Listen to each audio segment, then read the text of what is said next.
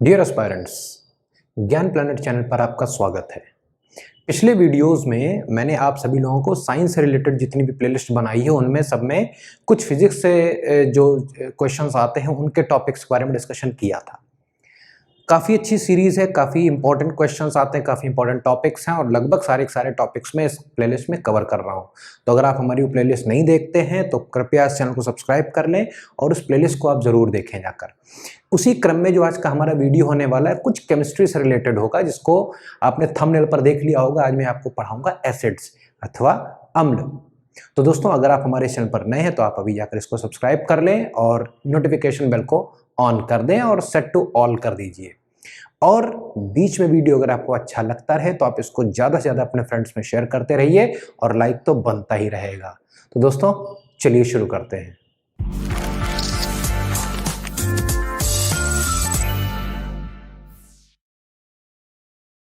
Students, class में बहुत बार आपको पढ़ाया गया होगा एसिड्स क्या होते हैं, अम्ल के बारे में काफ़ी ज़्यादा आपको जानकारी दे दी गई होगी।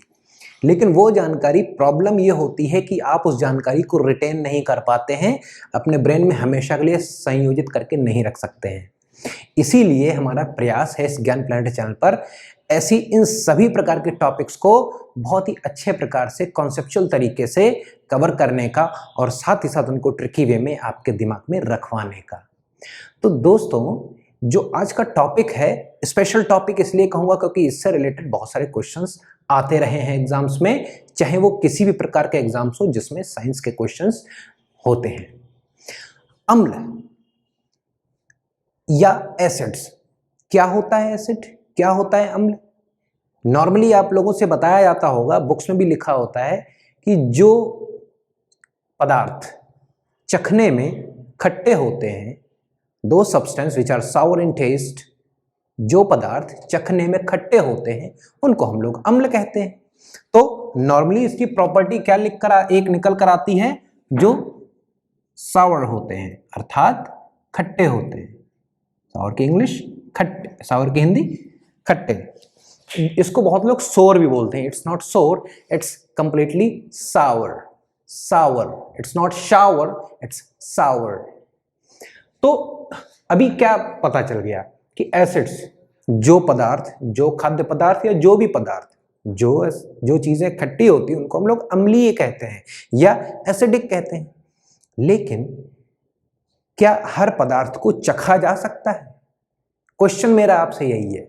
मान लीजिए आपने अपने घर में जो विनेगर होता है, विनेगर एक अम्ल होता है। विनेगर को आप बोलते हैं सिरका, विनेगर या सिरका। तो विनेगर या सिरका, इसको आप अपने घरों में जब यूज करते हो तो डेफिनेटली इसको चक्कर देखा होता है और काफी खट्टा होता है। नींबू खट्टा होता है। बहुत सारी चीजें देखने में, चखने में, देखने में तो नहीं, चखने में खट्टी होती। लेकिन दुनिया में इस प्रकार से के बहुत सारे एसिड्स या अम्ल हैं जिनको आप चखना तो दूर की बात, छू भी नहीं सकते हैं। जैसे नाइट्रिक एसिड, जैसे H2SO4 sulphuric acid, HNO3, H2SO4, यहां तक HCl, HF, ये सब भी एसिड्स हैं। लेकिन इन एसिड्स को नॉर्मली आप चखना नहीं चाहेंगे। क्यों चखना नहीं चाहेंगे, इसके बारे में डिस्कशन हम बाद के वीडियोस में करेंगे। अभी हमारा जो टॉपिक है, अम्ल क्या होते हैं, अम्ल को कैसे पहचाना जाए। देखिए, घरों में अम्ल को तो हम लोग सीधे सीधे, जो घरों के अम्ल होते हैं उनको सीधे सीधे खट्टे के रूप में पहचान लेते हैं। लेकिन केमिस्ट्री लैब में हर चीज को चखना मुमकिन नहीं होता है और इसके लिए हम लोग प्रैक्टिकल्स करते हैं। कहां पर? केमिस्ट्री लैब में। और प्रैक्टिकल्स में ये बखूबी तौर पर आपको समझाया जाता होगा। क्या बताया जाता है, मैं आपको बता रहा हूं कि अब देखिए, अम्ल को, एसिड को आप कैसे पहचानेंगे। जो भी एक सब्सटेंस, आपके सामने एक पदार्थ है, रख दिया गया, एक पदार्थ अम्ल रख दिया गया, आपको पता है, लेकिन प्रूफ कैसे करना है। मैंने कह दिया ये अम्ल है, इसको प्रूफ करो, कैसे? तो वहां पर क्या होता है, जो अपने एक्वा सोल्यूशन का मतलब पानी में जिसका सोल्यूशन बना दिया जाए उसको हम लोग एक्वा सोल्यूशन बोलते हैं। ठीक है, तो अब मैंने एक ले लिया कॉन्सेंट्रेटेड HCl, सांद्र हाइड्रोक्लोरिक एसिड ले लिया मैंने। कॉन्सेंट्रेटेड का मतलब होता है सांद्र हिंदी मीडियम में, और इंग्लिश मीडियम में कॉन्सेंट्रेटेड हाइड्रोक्लोरिक एसिड मैंने ले लिया। और इस कॉन्सेंट्रेटेड एसिड को जब मैंने इसका पानी में सॉल्यूशन बनाया, ये क्या है, ये वाटर है, वाटर का फार्मूला होता है H2O। तो जब मैंने इसका पानी में एक विलयन बनाया, सॉल्यूशन बनाया, तो ये क्या करता है, ये पानी में अपने आयंस में विभक्त हो जाता है। ये HCl जब पानी में डाला जाता है तो HCl इस रूप में ना बैठकर ये इस प्रकार से हो जाता है, H+ और Cl- के आयंस में टूट जाता है।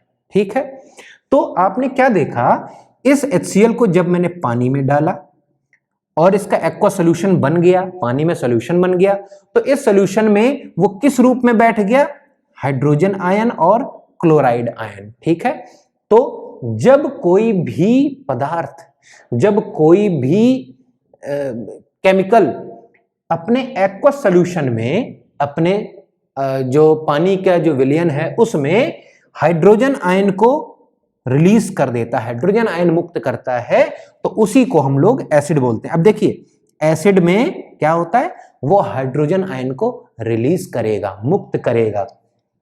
उसी प्रकार से HF ले लीजिए, HF में क्या होता है, इसको जब मैं पानी में इसका सॉल्यूशन बनाऊंगा तो क्या हो जाएगा, ये H+ और F- के आयंस में टूट जाएगा। अर्थात क्या हुआ, इस HF के जो रूप में पूरा केमिकल था, पूरा एसिड था, वो उसने क्या कर दिया, अपने विलयन में हाइड्रोजन आयन को अपने बंधन से मुक्त कर दिया। बंधन, ये जब दोनों साथ में हैं तो इनके बीच में एक बंधन है, बॉन्ड है, तो ये बॉन्डेड है। एक्वा सॉल्यूशन में ये बॉन्ड आयनाइज्ड रूप से टूट जाता है और ये अपने आयंस में विभक्त हो जाता है। तो H+ और F- आयन, H+ और क्लोराइड आयन, इस प्रकार से ये अपने एक्वा सॉल्यूशन में H+ आयन को दे देता है। तो अम्ल हम क्या कहेंगे, जो पदार्थ अपने एक्वा सॉल्यूशन में क्या दे देता है, हाइड्रोजन आयन हमको दे देता है। ठीक है ना, इस हाइड्रोजन आयन का यूज आगे किसी न किसी रिएक्शन को होने में किया जाता है, हो जाता है ऑटोमेटिक। लेकिन जो पदार्थ अपने एक्वा सॉल्यूशन में हाइड्रोजन आयन दे देता है उसी को हम लोग अम्ल कहते हैं। ठीक है, और क्षार किसे कहते हैं, इसका मैं नेक्स्ट सेपरेट वीडियो लेकर आने वाला हूं। अगर आपने हमारे चैनल को सब्सक्राइब नहीं किया तो रख लीजिए, कर लीजिए, ताकि आपको सारे नोटिफिकेशन आपके स्क्रीन पर मिलते रहें। तो अभी तक आपको पता चल गया होगा कि जो अपने एक्वा सॉल्यूशन में हाइड्रोजन आयन दे देता है हम लोग उसको अम्ल कहते हैं। तो ये तो बहुत सारे अम्ल होते हैं, ये तो अभी मैंने हल्के फुल्के कुछ अम्ल बताए। तो अब आपने देखा होगा, मैं आपको कुछ डिफरेंट टाइप्स के अम्ल बताता हूं। जैसे मैं आपको अगर बताता हूं कि आपने अगर कोई सॉफ्ट ड्रिंक खरीदा, लाइक पेप्सी या कोला, कुछ भी खरीदा, तो क्या होता है, जब आप उसमें बोतल की ढक्कन खोलते हैं तो एकदम से उसमें गैस रिलीज होती है। तो उस गैस रिलीज के पीछे क्या चीज होती है, उस गैस रिलीज में होता है एक एसिड। उस एसिड का नाम होता है H2CO3, इसको बोलते हैं हम लोग कार्बोनिक एसिड। तो इस चीज को हम लोग मिलाते हैं और जैसे ही इसको हम मिलाते हैं तो जब इसमें कार्बन डाइऑक्साइड गैस घुली जाती है तो अपने एक्वा सॉल्यूशन में H2CO3 एसिड बना के बैठ जाता है। तो ये जो एसिड होता है ये CO2 गैस अपने में समेटे हुए होता है। जैसे आप बोतल की ढक्कन खोलते हैं तो क्या होता है, CO2 गैस जोर से निकलती है एक थड़ के साथ। उसी प्रकार से जब आप कुछ खाते हैं तो उस खाने को पचाने के लिए आपके पेट में एसिड होता है। बहुत अच्छा जीके का क्वेश्चन है कि पेट में जो प्रयुक्त गैस्ट्रिक जूस होता है, जो पेट में जो अम्ल होते हैं, उनमें मुख्य एसिड कौन सा होता है। तो फ्रेंड्स, यहां पर जो रोल होता है वहां पर HCl का रोल होता है। HCl मुख्य एसिड होता है आपके पेट में, यानी कि पेट के जूस को बोलते हैं हम लोग गैस्ट्रिक जूस। ठीक है, तो गैस्ट्रिक जूसेस जितने भी होते हैं उनको क्या बोला जाता है, उसमें HCl एसिड घुला होता है।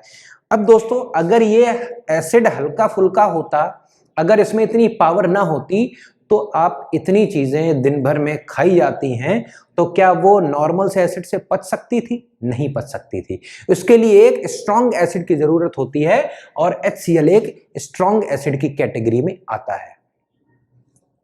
उसी प्रकार से सिरका भी मैंने आपको बताया, विनेगर इसको इंग्लिश में बोलते हैं, लेकिन इसका जो एसिड वो फार्मूला होता है उसको बोलते हैं CH3COOH। तो इसको हम लोग एक और नाम से जानते हैं, एसिटिक एसिड। ठीक है, इसी को हम लोग सिरका बोलते हैं या इंग्लिश में विनेगर बोलते हैं। ये होता है आपका सिरका। काफी खट्टा होता है सिरका, गन्ने से बनाया जाता है। और कौन से प्रोसेस से चलते हैं, इनको भी मैं कभी न कभी कवर कर ही लूंगा। फिजिक्स का, केमिस्ट्री का या बायो का कोई टॉपिक मुझसे छूटने वाला नहीं है। और अगर आप भी चाहते हैं कि आपसे वो टॉपिक ना छूटे, तो चैनल को अभी सब्सक्राइब कर लीजिए और इस वीडियो को अधिक से अधिक फैला दीजिए। तो फ्रेंड्स, ये तो हमारे ये कुछ एसिड्स हो गए। अब एसिड्स को अगर मैं कैटेगराइज करूं, कई दो में मुख्य श्रेणियां होती हैं। एक तो आपका होता है मिनरल एसिड्स, ठीक है, जो मिनरल्स के फॉर्म में होते हैं। एक होता है आपका ऑर्गेनिक एसिड, जो आपके नेचुरल जो खाने पीने की चीजें होती हैं उनमें पाया जाता है। तो अब आप देखिए कि ये जो खाने पीने की चीज में ये एसिटिक एसिड होता है, ठीक है ना, इसको आप कह सकते हैं ये हमारा एक इस प्रकार से कौन सा है, ऑर्गेनिक एसिड है। और ये हमारा मिनरल एसिड है, क्योंकि ये नॉर्मली किसी खाने पीने की चीज में प्रेजेंट नहीं होता है। H2CO3 किसी भी नेचुरल खाने पीने की चीज में प्रेजेंट नहीं होता है, तो उसको हम लोग मिनरल एसिड्स कहते हैं। तो एसिड्स आप नॉर्मली दो कैटेगरीज में रख सकते हैं। पहली कैटेगरी होती है मिनरल एसिड्स, दूसरी कैटेगरी होती है आपकी कौन सा, ऑर्गेनिक एसिड्स। तो ऑर्गेनिक एसिड्स कौन से होते हैं, जो आपके हर ऑर्गेनिक चीज में जो भी एसिड प्रेजेंट है तो वो ऑर्गेनिक ही होगा। फॉर एग्जांपल आप लेमन जूस ले लीजिए, लेमन में कौन सा एसिड होता है, सिट्रिक एसिड होता है। कौन सा एसिड होता है, सिट्रिक एसिड। सिट्रिक एसिड्स का एक जो भी वो होता है, कैसे आप याद रखेंगे, जो भी सिट्रस फ्रूट्स में पाया जाता है उसको हम लोग सिट्रिक एसिड बोलते हैं। अच्छा, टोमेटो में भी एक एसिड पाया जाता है, उसको बोलते हैं हम लोग ऑक्सैलिक एसिड। ठीक है, ऑक्सैलिक एसिड। तो टमाटर एक नेचुरली अकरिंग खाने पीने वाली चीज है, एक फल है, तो इस प्रकार से हम लोग इस चीज को ऑर्गेनिक एसिड ही बोलेंगे। तो टमाटर में कौन सा एसिड होता है, ऑक्सैलिक एसिड। टोमेटो में ऑक्सैलिक एसिड। बहुत बार क्वेश्चन आ चुका है कि टमाटर में कौन सा एसिड प्रेजेंट होता है। सिट्रिक एसिड किस में होता है, नींबू या नींबू के फैमिली के जो भी होते हैं उसमें सिट्रिक एसिड पाया जाता है। और एक होता है, आपने टैमरिंड खाई होगी, टैमरिंड अर्थात इमली, TAMARIND। टैमरिंड को हम लोग हिंदी में इमली बोलते हैं। और इमली में कौन सा एसिड होता है, इसको बोलते हैं टार्टरिक एसिड, जिसको नॉर्मल देहाती भाषा में बोल देते हैं टार्टरी या टाटरी। भैया टाटरी बहुत ज्यादा पड़ी हुई है, ठीक है, तो वो वही वाला टार्टरिक एसिड होता है, बस वो कॉन्सेंट्रेटेड फॉर्म में होता है, जो आप कभी किसी चीज में टार्टरिक एसिड मिलाते हैं। लेकिन इमली, अब इसको याद करने का क्या तरीका है, tamarind, T for tamarind, T for tartaric, ठीक है। तो पूछा जाएगा कि टैमरिंड में कौन सा एसिड होता है, इमली में कौन सा एसिड होता है, ठीक है, तो आप उसमें टार्टरिक एसिड बताएंगे। ऑक्सैलिक, ओ, टोमेटो में भी ओ, कई बार ओ आ रहा है तो डेफिनेटली कई बार ओ से आप ओ को एम्फेसिस कर देंगे। तो tomato oxalic acid, tomato and oxalic acid, ठीक है। और सिट्रस, जितने भी सिट्रस फ्रूट्स होते हैं, जैसे कि नींबू है ना, इस प्रकार की जो भी नींबू टाइप की फैमिली के होते हैं, उनमें सब में सिट्रिक एसिड पाया जाता है। अच्छा, मिनरल एसिड्स, इनके अलावा जैसे कि आपका हो गया सल्फ्यूरिक एसिड, इसको H2SO4 लिखते हैं, इसका नाम आप लोग लिखते जाइएगा, सल्फ्यूरिक एसिड। अगला हो गया हाइड्रोक्लोरिक एसिड। किसी भी मतलब धरती में जो आपके मिनरल्स हैं अवेलेबल, उनसे जो एसिड्स बनते हैं उनको हम लोग मिनरल एसिड्स बोलते हैं। आप यहाँ पर कार्बनिक एसिड्स भी लिख सकते हैं, आप यहाँ पर जो है हाइड्रोजन आयोडाइड या ये भी एसिड लिख सकते हैं, हाइड्रोफ्लोरिक एसिड भी लिखा जा सकता है। तो there are different types of बहुत बहुत बड़ी एसिड्स की लिस्ट है, लेकिन उन एसिड्स को केवल दो भागों में कैटेगराइज किया जा सकता है। एक तो मिनरल एसिड्स होते हैं, जो धरती में मिनरल्स पाए जा रहे हैं उनसे जो एसिड्स बनते हैं उनको हम लोग मिनरल एसिड्स बोलते हैं। और वहीं पर जो ऑर्गेनिक चीजों में जो एसिड्स पाए जा रहे हैं वो उनको हम लोग ऑर्गेनिक एसिड्स बोलते हैं। अच्छा, तो होपफुली आपको इतना समझ में आ गया होगा कि एसिड्स क्या होते हैं। और ये खट्टे होते हैं वो तो ठीक है, लेकिन खट्टे होने के बावजूद हर एसिड को आप चख नहीं सकते हैं। इसके लिए आपको लैब का सहारा लेना पड़ता है, केमिस्ट्री का सहारा लेना पड़ता है, क्योंकि हर चीज को चखना संभव नहीं होता है। फिर दो प्रकार के मेनली ब्रॉड कैटेगरी के एसिड होते हैं कि ये, और इसमें मैंने जो मेन इंपॉर्टेंट क्वेश्चंस आते हैं वो भी बताए। अब जो एक आगे क्वेश्चन आता है कि एसिड्स की अदर केमिकल प्रॉपर्टीज क्या होती हैं, ठीक है। तो एसिड नॉर्मली मेनली तो बहुत सारी चीजों से रिएक्ट करता है, लेकिन जो आपके कोर्स में लिटरली आता है वो दो तीन चीजें आती हैं। पहला, एसिड की अगर आप जो है मेटल से रिएक्शन करा दें, ठीक है। और दूसरा क्या होता है, एसिड को अगर मेटल ऑक्साइड से रिएक्ट करा दें, ठीक है। तीसरा होता है एसिड को अगर बेस से रिएक्ट करा दें, ठीक है। तो इन सभी चीजों के ये क्या होता है, ये केमिकल प्रॉपर्टीज होती है। केमिकल प्रॉपर्टीज का मतलब क्या होता है कि ये जो टॉपिक है, ये जो एसिड है, ये इससे रिएक्ट करके क्या देता है, इससे रिएक्ट करके क्या देता है, और इससे रिएक्ट करके क्या देता है। मैं आपको एक उदाहरण के तौर पर ना समझेगा, मैं मोटी मोटी बात बता दे रहा हूं कि जब कोई एसिड मेटल से रिएक्ट करता है तो वो क्या दे देता है, वो हाइड्रोजन गैस को रिलीज कर देता है। हाइड्रोजन गैस को रिलीज कर देता है। ऊपर का एरो जो होता है रिलीज का गैस का एरो होता है, ठीक है। और जब मेटल ऑक्साइड से कोई रिएक्शन होती है तो वो पानी बना लेता है, क्योंकि इसमें ऑक्सीजन भी जुड़ गया है, ठीक है। और बेस से जब कोई एसिड रिएक्ट कर लेगा तो बना लेगा सॉल्ट। डिफरेंट टाइप्स का सॉल्ट होते हैं, मैं आपको अगले वीडियोस में बताऊंगा। तो सॉल्ट के साथ साथ इसमें पानी भी बन जाता है। तो बहुत ज्यादा क्वेश्चंस आ चुके हैं कि जब एसिड बेस से रिएक्ट करता है तो क्या होता है। तो आप क्वेश्चन लिखिएगा, आंसर क्या होगा कि जब कोई भी एसिड और बेस की रिएक्शन होती है तो वहां पर एक प्रकार का सॉल्ट बनता है और वाटर उसमें मुक्त हो जाता है। और इसी प्रकार के रिएक्शन को हम लोग कहते हैं न्यूट्रलाइजेशन रिएक्शन। कौन सी रिएक्शन बोला जाता है इसको? अगर एसिड और बेस को रिएक्ट करा रहे हैं तो वहां पर सॉल्ट बनता है और वाटर बन जाता है। तो सॉल्ट बनने का जो प्रोसेस होता है इसी को हम लोग न्यूट्रलाइजेशन रिएक्शन कहते हैं। न्यूट्रलाइजेशन रिएक्शन बोला जाता है इसको, ठीक है। तो बहुत ज्यादा क्वेश्चन आ चुका है। फिर ये भी क्वेश्चन काफी आता है कि मेटल ऑक्साइड से रिएक्ट करने पर क्या होता है। मेटल ऑक्साइड क्या, आपने एक मेटल ली, फॉर एग्जांपल Zn ले ली, ठीक है ना। तो Zn का ऑक्साइड से अगर रिएक्ट करा दिया जाए तो क्या बन जाएगा? तो डेफिनेटली उसका एक सॉल्ट बनेगा, लेकिन पानी तो पक्का रिलीज होगा ही होगा, ठीक है। और अगर मेटल से रिएक्ट करा दिया जाए तो वो क्या होगा? फॉर एग्जांपल अगर मेटल में जिंक ले लूं, जिंक का एलिमेंटल फॉर्मूला क्या होता है? Z, एलिमेंटल सिंबल होता है Zn। और अगर इसको H2SO4 से रिएक्ट करा दिया जाए तो क्या बन जाएगा? ZnSO4 प्लस H2, और ये गैस है, ये ऊपर उड़ जाएगी।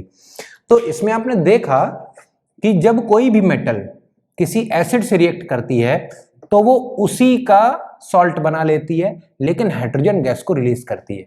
अब आपसे अगर पूछा जाए कि भैया हाइड्रोजन गैस कैसे बनाते हैं, तो हाइड्रोजन गैस को बनाने का भी यही तरीका हो गया, ठीक है।